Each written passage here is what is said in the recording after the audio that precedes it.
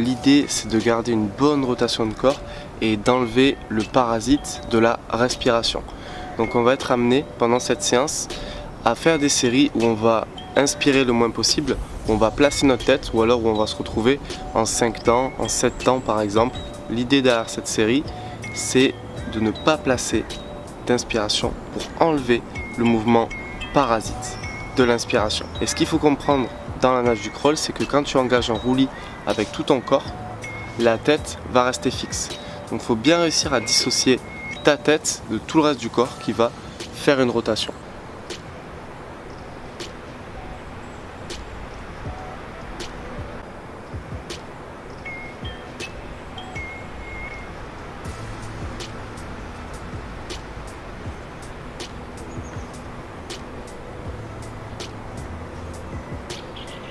Donc rappelez-vous, je vous ai demandé de choisir vos 2 éducatifs préférés sur la rotation de corps.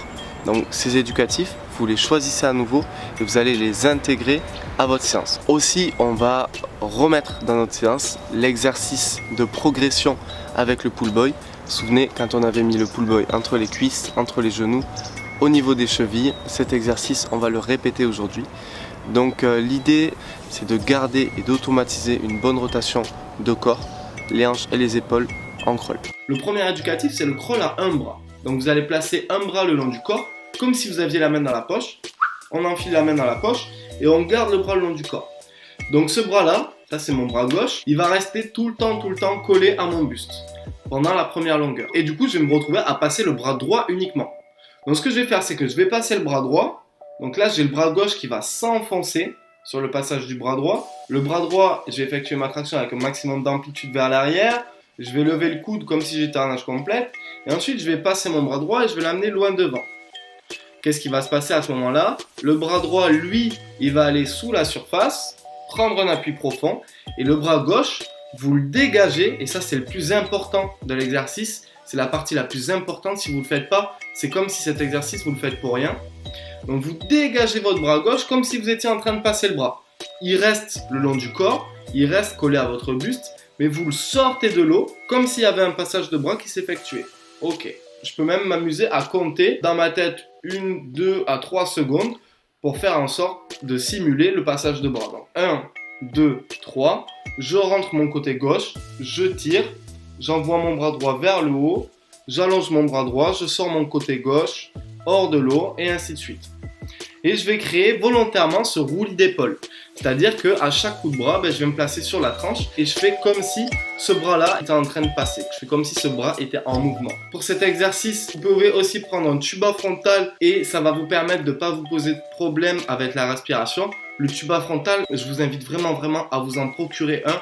C'est un matériel qui est indispensable si vous voulez progresser. Vous pouvez vous aider de palmes pour faire cet exercice. Si ça vous permet d'être plus facile sur votre éducatif, faut pas hésiter. Le secret, c'est vraiment de sortir le bras qui n'est pas en mouvement. Le bras qui est le long du corps, il va falloir dégager l'épaule comme si ce bras était en mouvement. Et là, on commence vraiment à être dans la rotation du haut du corps et on commence vraiment à choper la bonne habitude. Donc vous faites l'aller avec le bras droit uniquement. Le côté gauche, il est quand même en mouvement. Et le retour avec le côté gauche uniquement, malgré que le bras droit soit le long du corps, le côté droit va rester en mouvement. Le deuxième exercice que je vais vous conseiller de faire, nager le crawl, et à chaque coup de bras, vous allez vous laisser glisser et amener quelques petits battements pour chercher à faire avec très peu de coups de bras la plus longue distance possible. C'est-à-dire, je vais passer un coup de bras, je vais rester bloqué en position Superman, un bras devant, un bras derrière. Le bras devant, il est sous la surface et le bras derrière, il est hors de l'eau. Et là, je bloque. Je peux bloquer et faire des battements. Et après, je vais refaire la même chose avec le deuxième bras. Une traction, je bloque, je glisse. Une traction, je bloque, je glisse. Une traction, je bloque, je glisse. Et à chaque coup de bras, le plus important, ça va être vraiment ça. Un bras sous la surface, un bras au-dessus de la surface. Ok? Et c'est vraiment ce geste-là qu'on veut choper.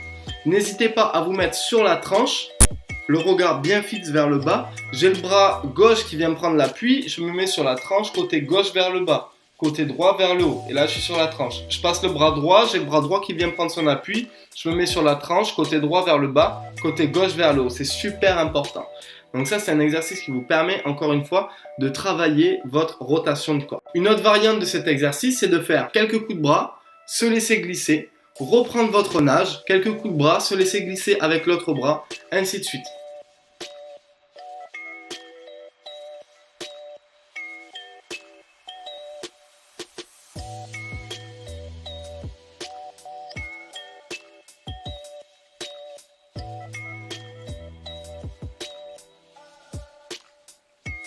Par exemple, vous faites 3 coups de bras, 1, 2, 3. Vous laissez glisser côté droit vers le bas, côté gauche vers le haut.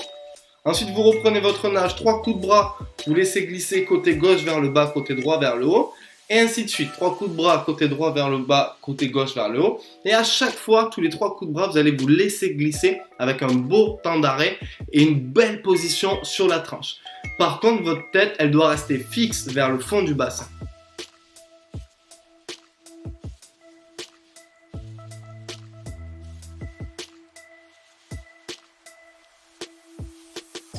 À très bientôt. Ciao, bye.